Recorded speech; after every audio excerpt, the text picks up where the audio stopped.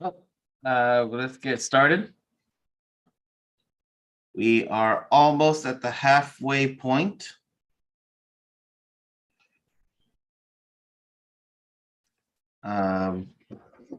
As you saw my message on Discord, all grading is caught up. If you have a 0 on anything, it is all temporary. As soon as you turn something in, on my next cycle of grading, I will grade it. There is no penalty for turning in late assignments. The only penalty that does exist is the due until date. When that day hits, then nothing will be accepted. But if you forgot to turn in something or you're still falling behind and need to catch up, you absolutely can, and you won't receive a penalty for it. This week, we're going to cover 2 chapters. One on cryptography, one on identity.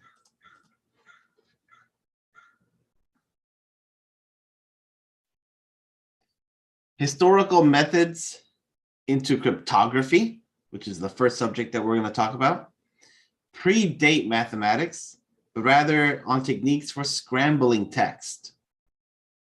A cipher is a method used to scramble or obfuscate characters to hide their value. Ciphering is the process of using a cipher to do that scrambling. The 2 primary types of non-mathematical cryptography are substitution and transposition. Substitution changes one character or symbol for another.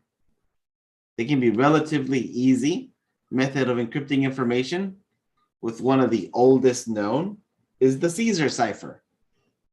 It involves shifting all letters a certain number of spaces in the alphabet. Decrypting a message that was encrypted with the Caesar cipher just follows the reverse process of encryption. Rot 13 or rotate 13 is another example of a simple substitution cipher, which rotates every letter 13 places in the alphabet.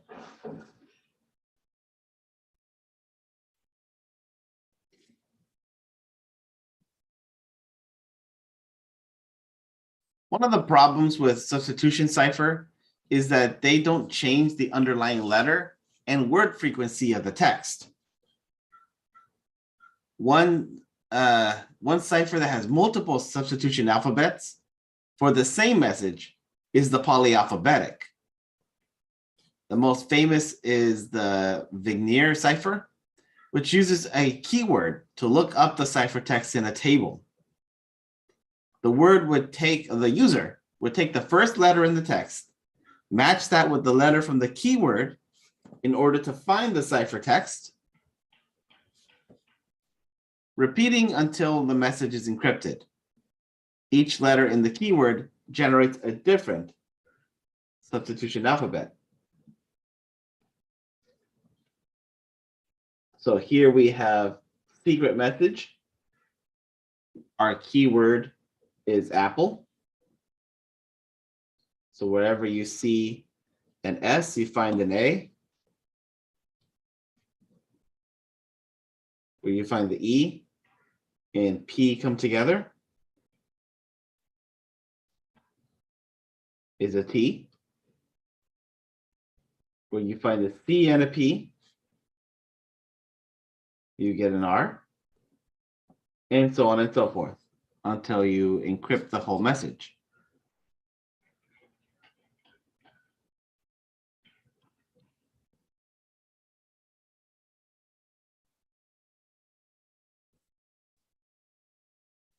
Transposition cipher involves transposing or scrambling the letters in a certain manner. Typically, a message is broken into blocks of equal size and then scrambled.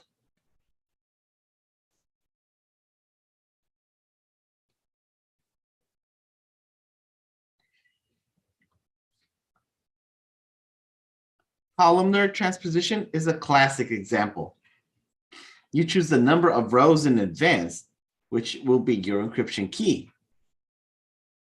You then write your message by placing successive characters in the next row until you get to the bottom of a column. The ciphertext is read across the rows instead of down the columns. To decrypt, you must know the message was encrypted using the 4 rows, and then you'll be able to recreate the matrix and work your way back.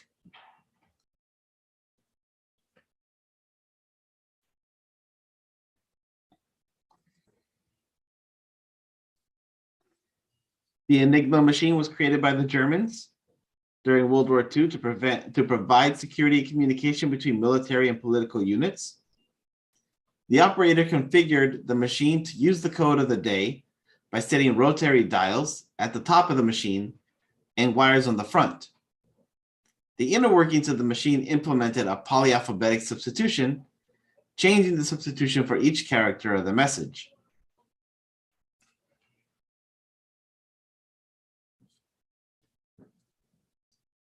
Steganography, normally said as Stego for short, is the art of using cryptographic techniques to embed secret messages within another file. Stego algorithms work by making alterations to the least significant bits of the many bits that make up an image file. These changes are so minor that there's no appreciable effect on the viewed image. This allows communicating parties to hide messages in plain sight.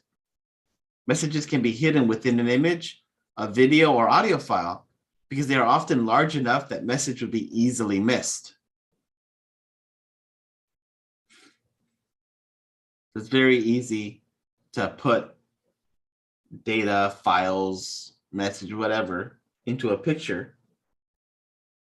And the only real way to see a difference is to have the original and compare the file size. If a picture file is a little bigger than it should, that is normally a sign of steganography occurring.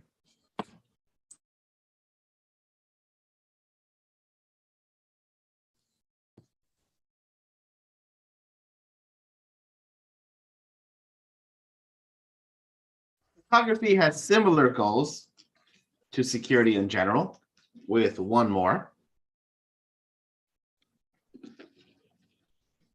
In confidentiality, the goal ensures the data remains private in all 3 situations: data at rest, in transit, and use.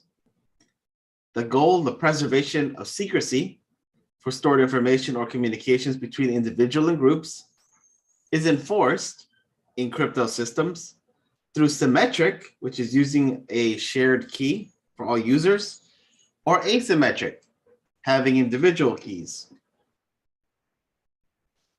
Obfuscation, making it intentionally difficult for humans to understand how code works, is a concept closely related to confidentiality.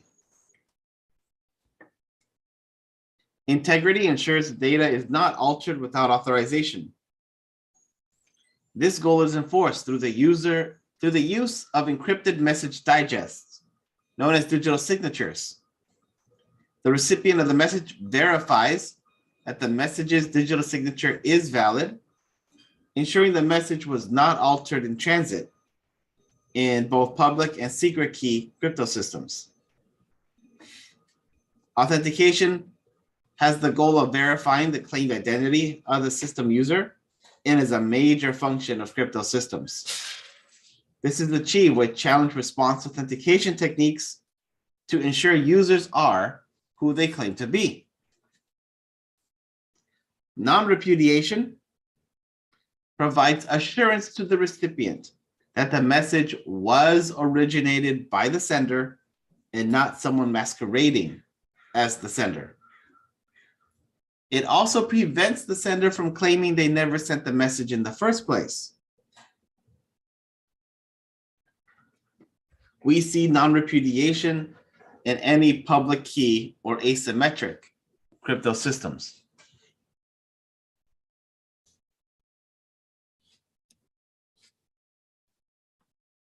All cryptographic algorithms rely on keys to maintain their security.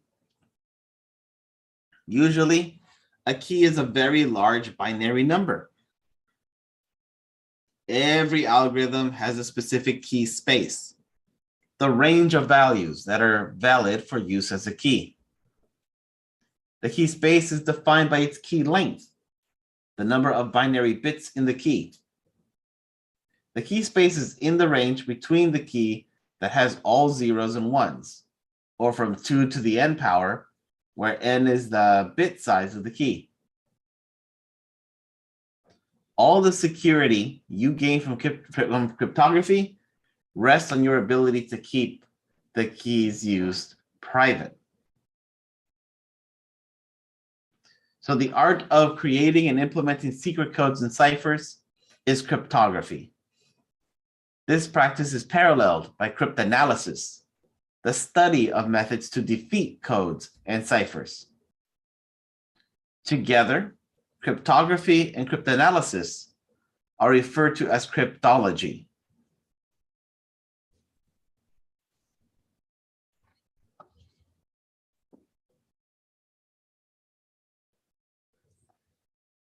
As I said, ciphers are algorithms used to perform encryption and decryption operations. Cipher suites are the set of ciphers and key lengths supported by a system. And there are two major ones. There is the block that applies an encryption algorithm to an entire message chunk. The transposition ciphers are an example of this. Most modern encryption algorithms implement some type of block cipher. The other type is stream, applying an encryption algorithm to one character or one bit of a message at a time. The Caesar cipher is an example of a stream cipher.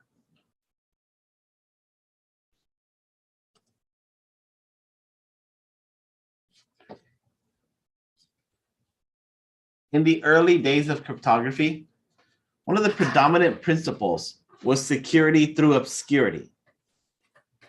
Most crypto systems do not rely on this principle. Most are widely available for public review, as this improves their security. Widespread analysis of algorithms allows practitioners to discover and correct potential security vulnerabilities and ensure that algorithms used are as secure as possible. Modern crypto systems rely on the secrecy of one or more keys used to personalize the algorithm. The length of the cryptographic key is an important factor in determining the strength of the crypto system and the likelihood that the encryption won't be compromised through cryptoanalytic techniques.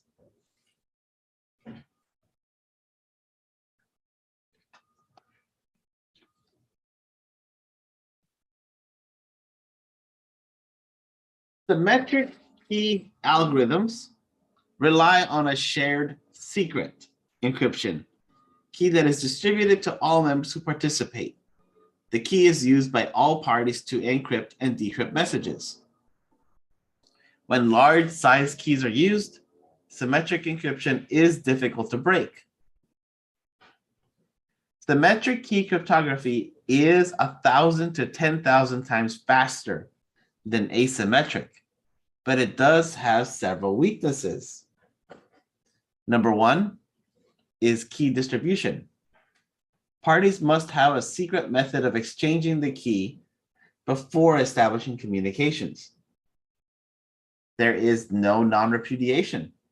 There's no way to prove where a message originated, since any party can encrypt or decrypt with the same key. The algorithm is not scalable. Secure communication between individuals can be achieved if each possible combination of users shared a private key.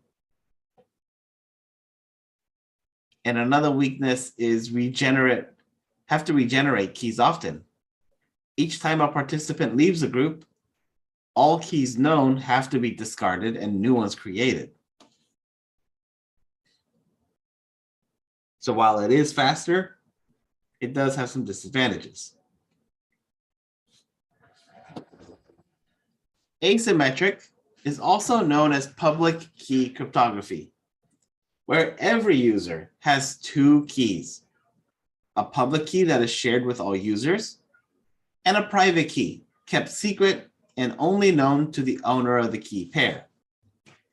This can be used for digital signatures, since a user can encrypt a message using their private key, and anyone can verify by using the public key. Advantages of this is new users require generation of one key pair.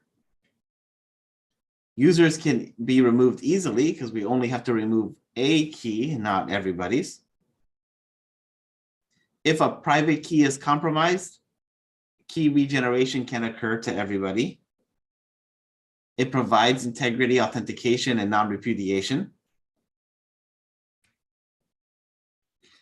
Key distribution is very simple because the public key is available to anyone who wants to communicate, and there is no way of deriving the private key from the public. And you don't need any pre-existing communication link in order to use the asymmetric.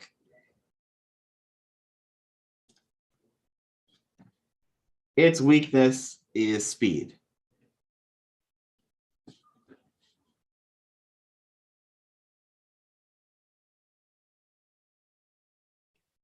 So here's your comparison of symmetric versus asymmetric.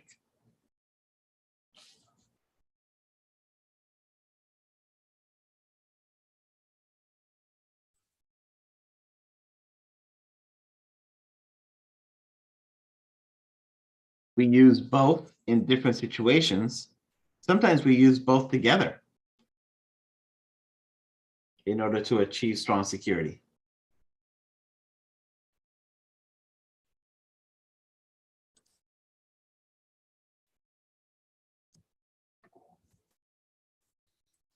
Also have to note that there is something called the hashing algorithms. These are summaries of message content. They are difficult to derive a message from a hash function, and it's unlikely that two messages will produce the same hash value. When it does happen, though, it's called a collision, and that algorithm is deprecated after.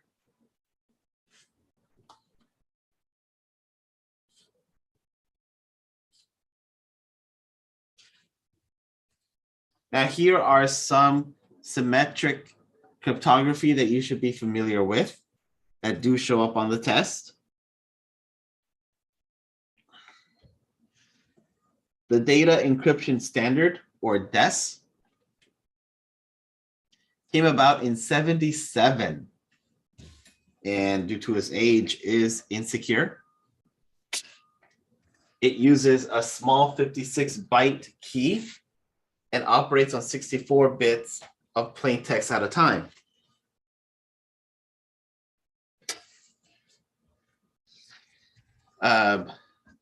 Triple DES was created as a way to try to secure DES, but that didn't quite work either. Triple DES is just doing DES 3 times. There are some modes of operations that you should be familiar with. That's the electronic codebook mode, which is the least secure. There's the cipher block chaining mode, where every block is encrypted and combined with the last one. There's the cipher feedback mode, which is a streaming version of cipher block chaining. And there's counter mode, which is also a stream cipher. Triple DES did have 4 versions of it. And while you don't need to know everything by heart, you do have to remember that there were 4 different types of triple DES. The 4 main modes of operation. You don't need to know the actual math behind it, but you need to know of the terms.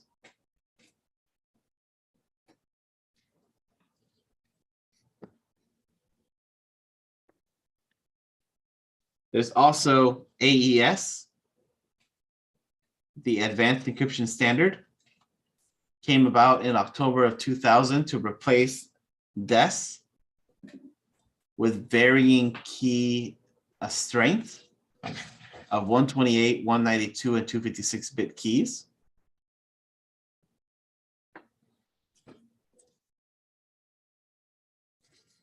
Like I said, the problem with symmetric is that you have to find another way to share the key with other people. And an easy way to do that would be to use public key cryptography to establish a secure communication, then transfer the symmetric key. Diffie-Hellman is a symmetric key management that you should know, at least know the name of, which does that. It takes a public key encryption to establish a communication, and then use symmetric to transfer the key, and then use symmetric to transfer data. So think of it as two tunnels of encryption. The first one being from host to server to establish that communication. And between those two, then transfer the symmetric key so that data flows faster.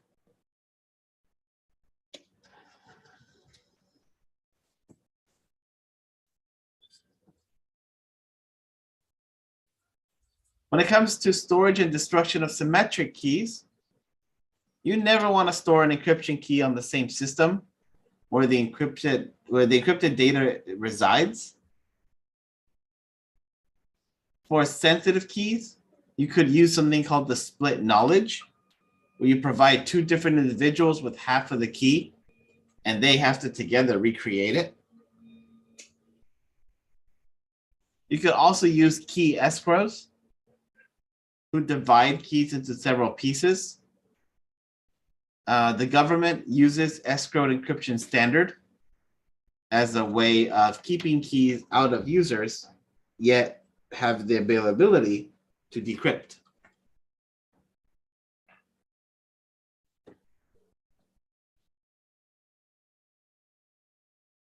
In the world of asymmetric, we have RSA,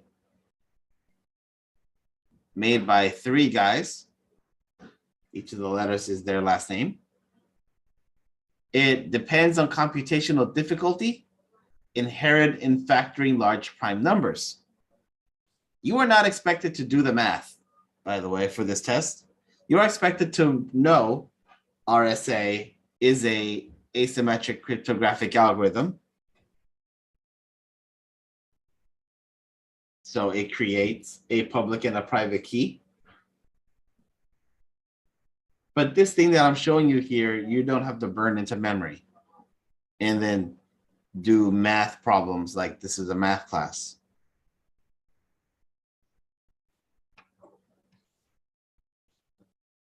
The elliptic curve was made in '85 and uses points on that elliptic curve that can be added together with an algorithm as shown in order to create cryptographic keys. Elliptic curve tends to show up on things like IoT devices because it's low powered.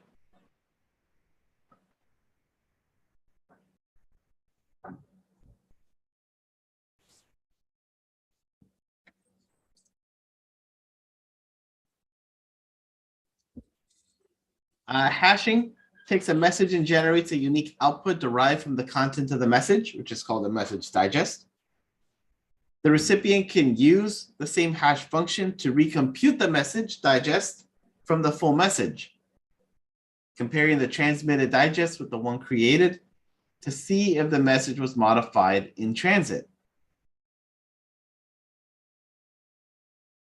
There are 5 basic requirements for a cryptographic hash function, and that's accept an input of any length, produce a fixed length output regardless of the input.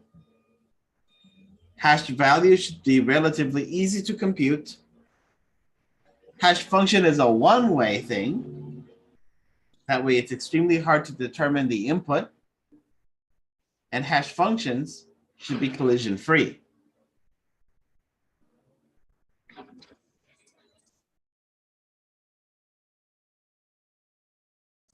The secure hash algorithm, or SHA, as it's normally said, is a government standard by NIST.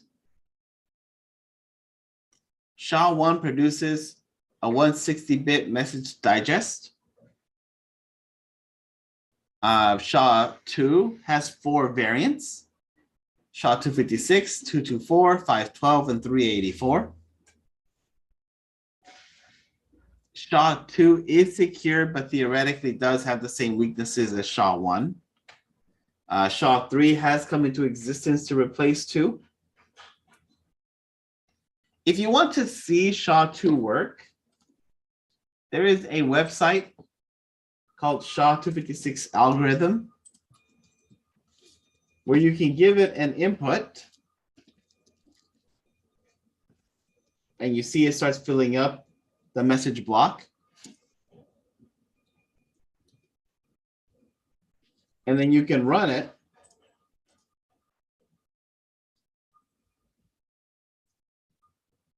To see it go through the process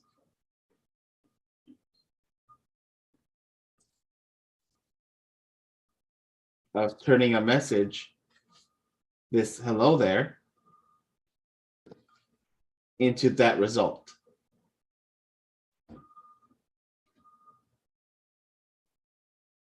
You could totally do it step by step. Where you see as the message is coming in chunks and starts doing the math. Again, you don't have to know the math at the back of your hand. The Security Plus test is not at all a math test. But this tool lets you see the process that it takes to take a message and turn it into SHA-256.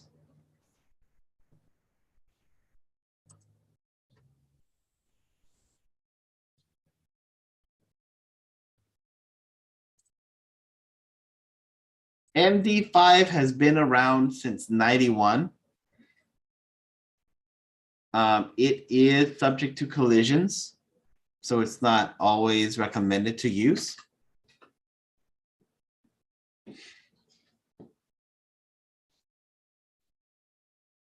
Digital signatures enforce non-repudiation and assure the recipient that the message was not altered while in transit between the sender and recipient, protecting against malicious or unintentional modification.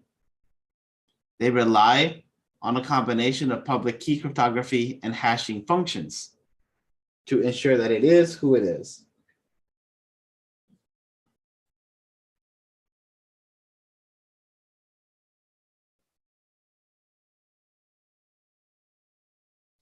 When it comes to proving it is who it is, we'll use certificates.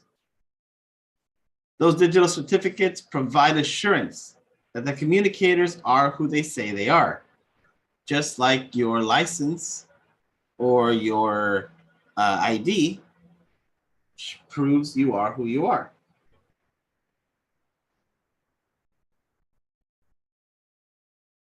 So digital certificates are endorsed copies of an individual's public key.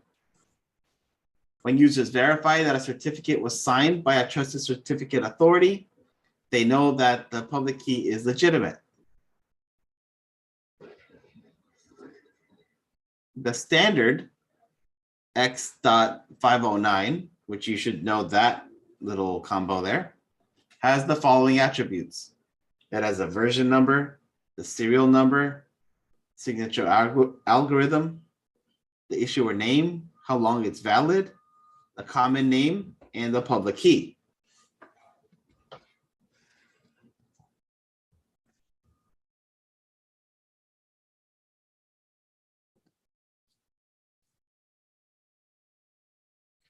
Certificate authorities are the neutral organizations that offer notarization services for those digital certificates.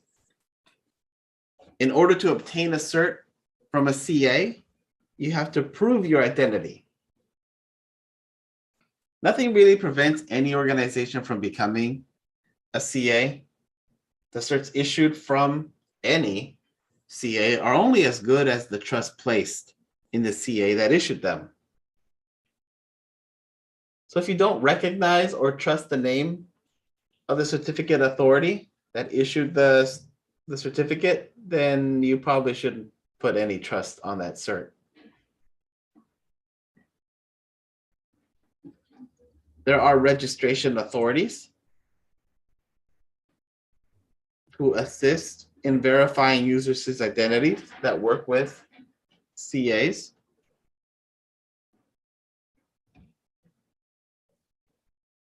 And the more that there are, the better, because it's faster to verify certificates and establish communications. The slower it takes to get a response is the slower that you will get that resource or that information.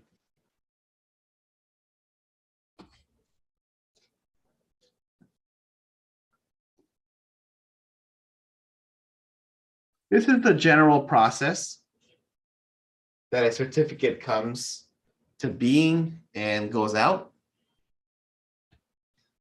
Certificates really should not be used for more than 2 years. And 2 years does seem like a lot. Certificates should be regularly updated, regularly recreated, because you don't want people to figure out how you're encrypting your information and be able to reverse it.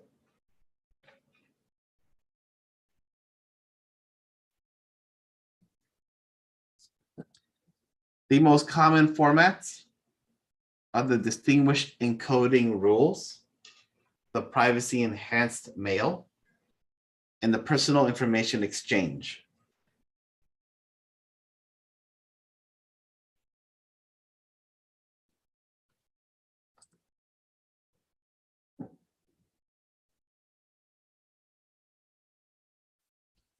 As with any key management, whether we're talking physical key or digital, you should choose your encryption system wisely. Don't use security through obscurity. Choose one that is in the public domain, that is thoroughly vetted by experts. Any black box approach should really not be trusted. Select your key appropriately. You want to balance your security requirement with performance. Always ensure that the key is random and understand the limits of the algorithm you choose.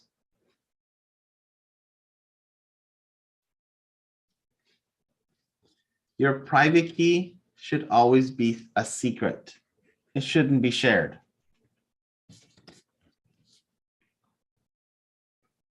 You should have deadlines when keys are retired.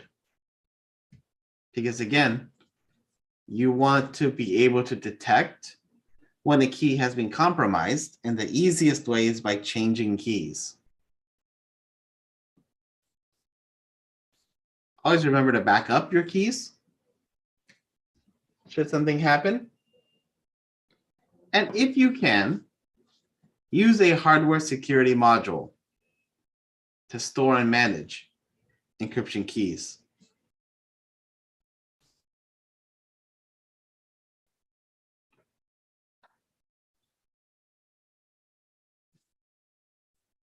There are plenty of attacks against cryptography that you should be aware of. Everything from brute force, which is just trying every possible key. It will work, but it'll take a long time.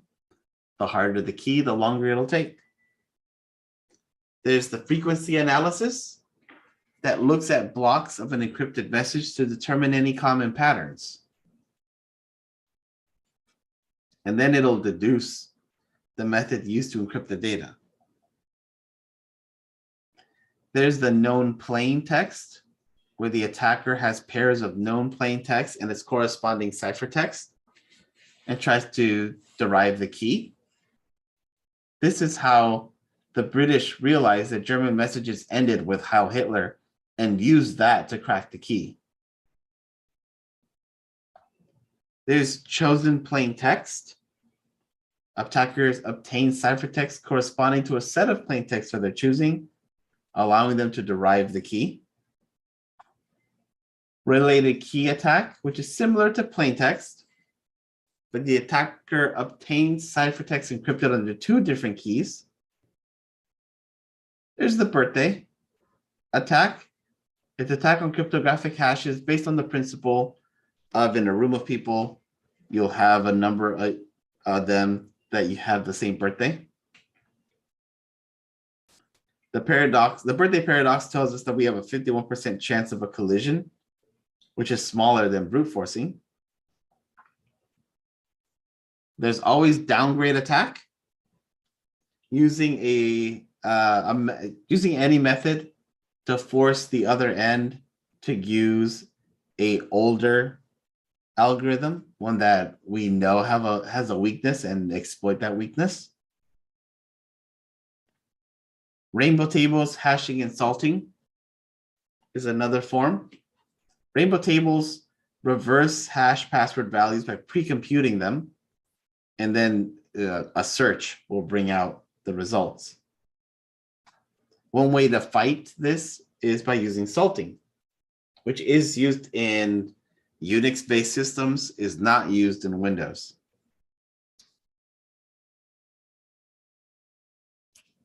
There's also exploiting weak keys. If your key is the literal word password all lowercase, it's going to be easy to find. And always on the list is human error. It is totally possible for a systems administrator or a developer to not properly set up the algorithm to be at its most secure form, but misconfigure it, leading to a possible way to get in.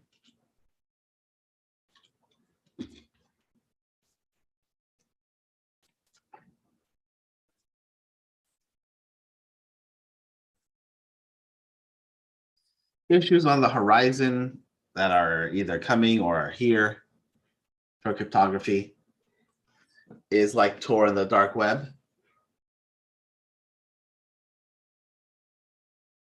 It's encrypting traffic on the web. It relies on perfect forward secrecy. Layers of encryption prevent nodes in the relay chain from reading anything other than specific information. The blockchain, a distributed and immutable public ledger. There's lightweight cryptography. Some devices like IoT devices operate at extremely low power levels and put a premium on conserving energy. So things like a satellite doesn't use encryption because it needs to save its power for whatever it's built to do. It's also quantum. Even though it's theoretical at this point, the reality is that on someday, quantum computing will be available to us all, and all the current ways that we use to encrypt our data will be pointless because it'll be able to break them quite easily.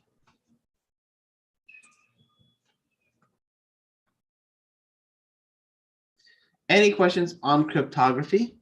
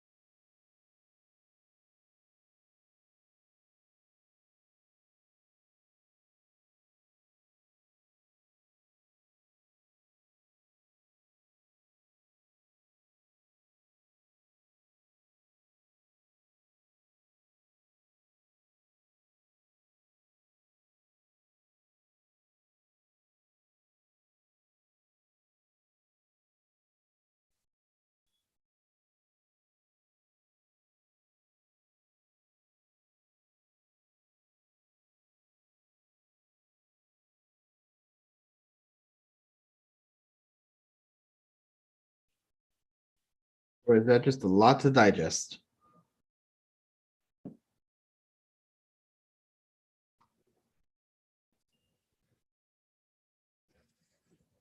Okay.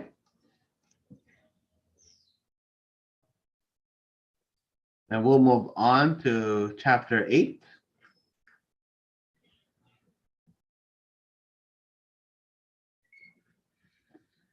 Identities are the sets of claims made about a subject.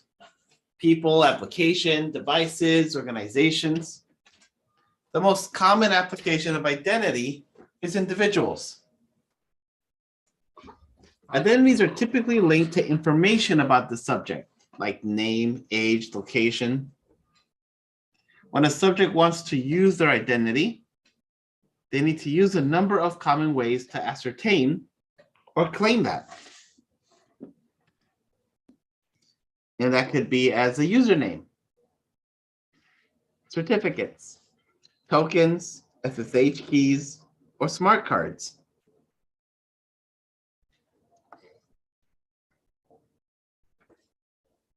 So when a subject wants to claim an identity, they have to prove it. They have to prove that it's theirs. Authentication technologies serve to ensure the subject is who they claim they are, that the authentication process remains safe and secure, and the capabilities like single sign-on work.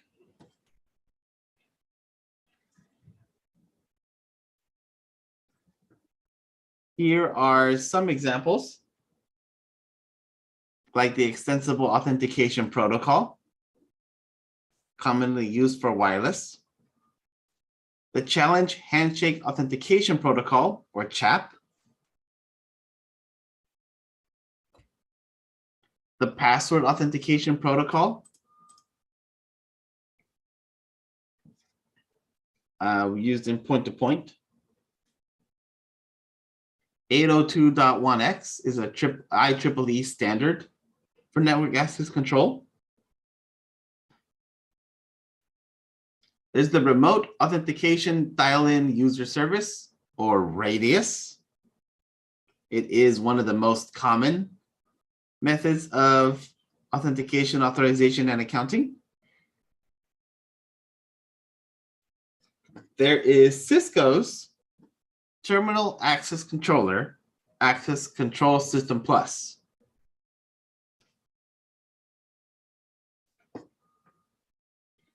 There's Kerberos, which is designed to operate on untrusted networks and uses authentication to shield the authentication traffic.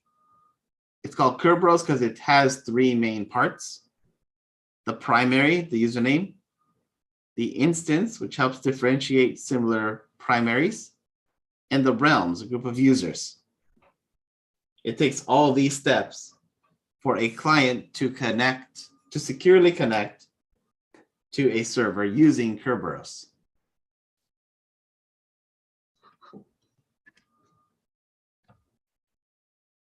So it has to talk to an authentication server first, goes to an authentication, that's a message returns, and then goes to whatever service.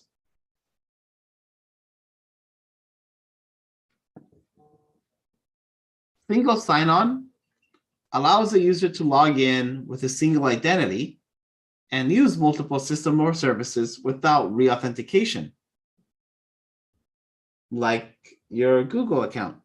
You can get to Gmail, to Drive, to YouTube, the calendar, and you don't have to re-log in every time. They're all integrated together.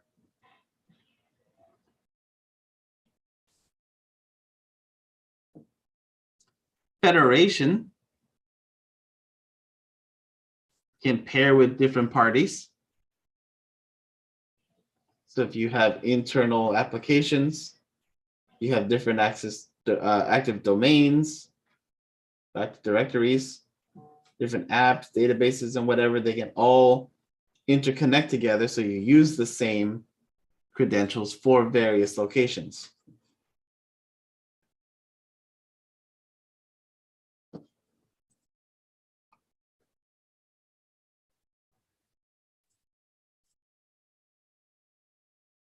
Active Directory is used to organize users into groups. This must be well protected because it's what is used for both internal and external. And if an attacker is able to get access to a Active Directory, they can do quite the amount of damage.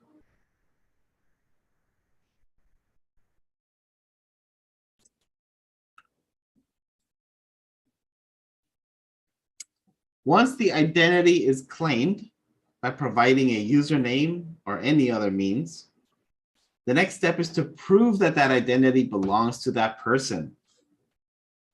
Usually, passwords are the way to go, but passwords are flawed, easy to steal. They're susceptible to brute force. Users aren't serious about them. So you could use things like multi-factor authentication. Besides asking them something they know, it could be something they have, like a smart card, a token, a security key. They can use biometrics.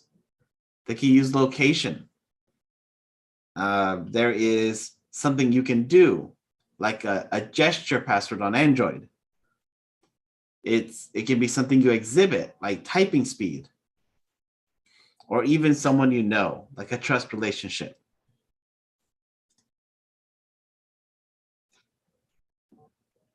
One-time passwords are important to combat password theft.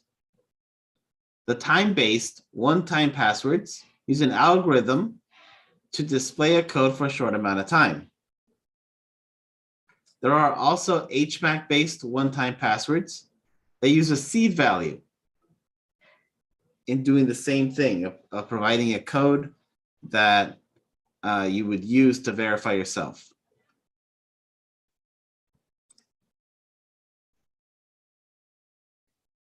You could use biometrics, but biometrics is not foolproof. For example, when you are sick, your retina is not the same size. So a biometric scanner may or may not accept you. Your fingers, when you get a cut, when you're playing on the guitar, when you do something that alters your fingerprint, they may not always read it because it's been altered. Your voice, when you get sick, your voice changes. And so on. The human body is not it's not stable. You do have to adjust a biometric scanner because you're gonna get some false rates. Oh, excuse me. There's gonna be a false rate of acceptance versus false rate of rejection. And it's all about finding that crossover rate where it's okay. Knowing how often a biometric system will fail to accept a person versus fail to reject, finding that sweet spot will take some time, will take some adjusting, but it is possible. And it won't be perfect, but close enough.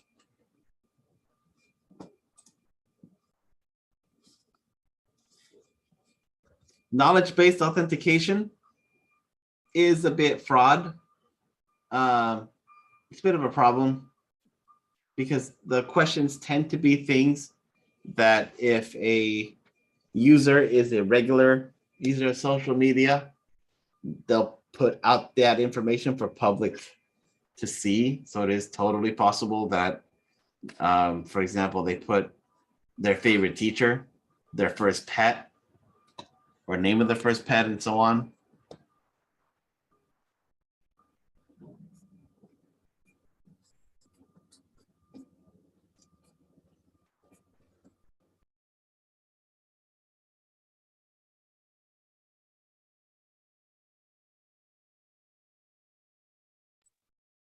or a loud vehicle.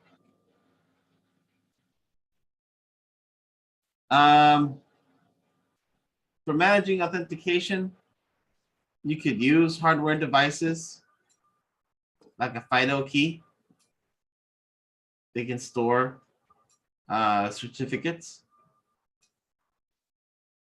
Password managers also does the same job. I highly recommend using password managers. Computers nowadays have trusted platform modules that have built-in crypto processors. And you can always use a hardware security module that can be an independent physical device or an expansion card that does encryption and decryption, among other things.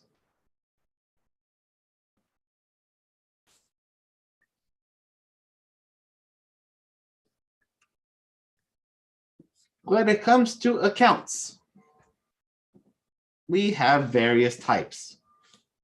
We have users. Can be basic account to systems, devices, or applications. We have the privileged or administrator accounts that can do everything. Shared or generic accounts should be prohibited in security policies. You really don't want to use a shared or a generic account. Guest accounts should be locked down to provide very limited privileges. Any service account should not have an interactive logon. They should not be able to get a desktop. They should just do their job and stay in the background, and that's it.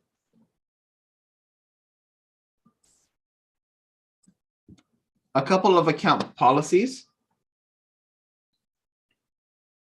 could be things like password complexity,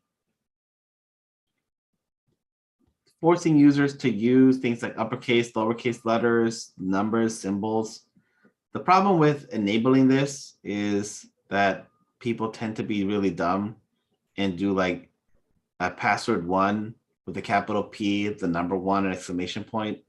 And when that password expires, they'll just use password 2 and the @ sign, and then password 3 with the pound, and so on. And attackers know this. They know that people do this. It's not rocket science. You could use time of day restriction. So say a user can only log in from 8 to 6, Monday through Friday. That'll let you know if an account has been compromised when that account tries to log in at 2 in the morning. There's also geolocation, where, hey, this account can only log in if it is in this area. That's fine if the user is okay with giving up their location. Could be a privacy issue. But if it's in policy, then it's just part of the deal.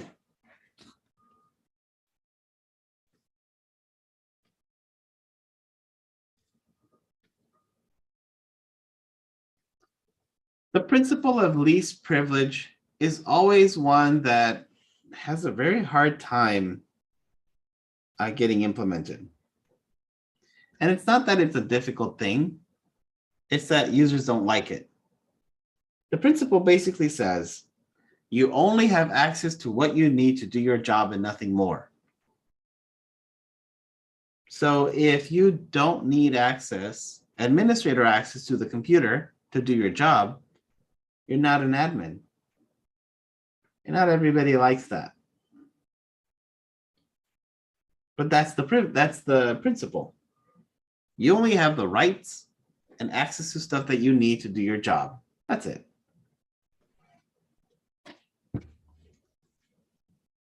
It's good in theory, but in action, you have a lot of pushback.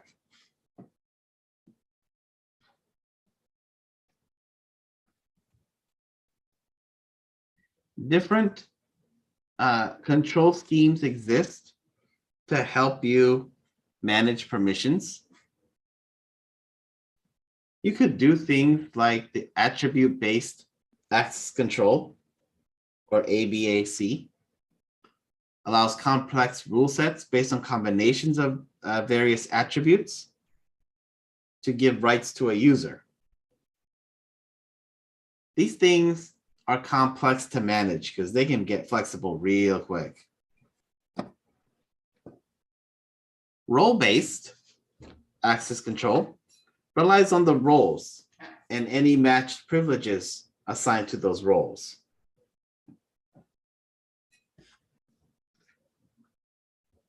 Rule-based is exactly that. Here are a number of rules. These are what will be enforced.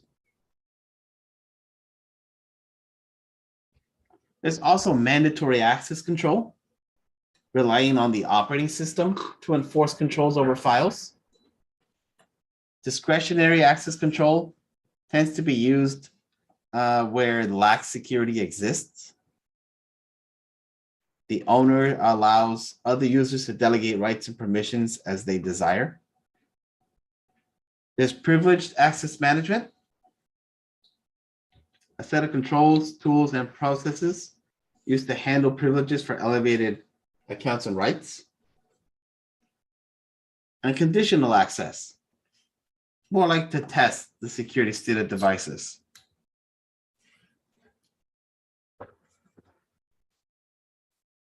Lastly, file system permissions that determine who can do what with what file, or what groups of users can do what with a file. Understanding how Windows and Linux issue out file permissions is important for the exam.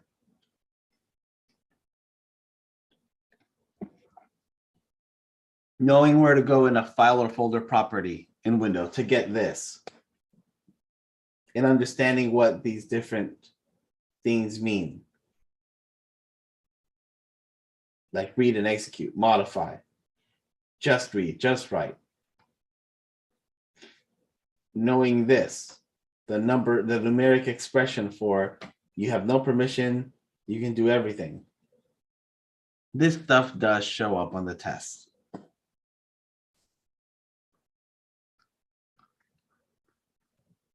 Any questions?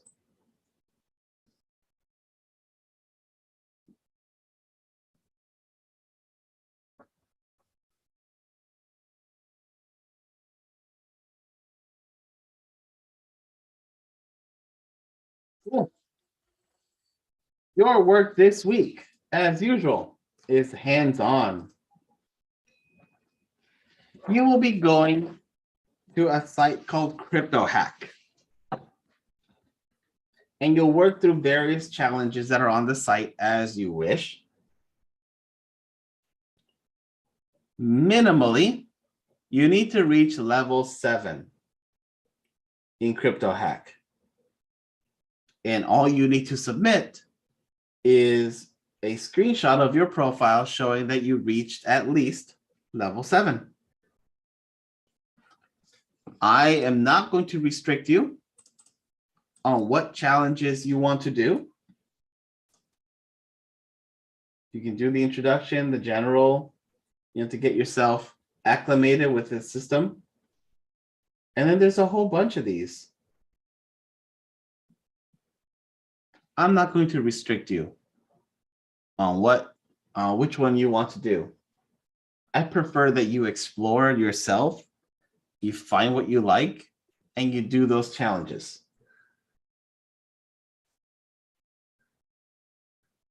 Does that make sense? Any questions on this site? This site is totally free. You don't have to pay anything for it.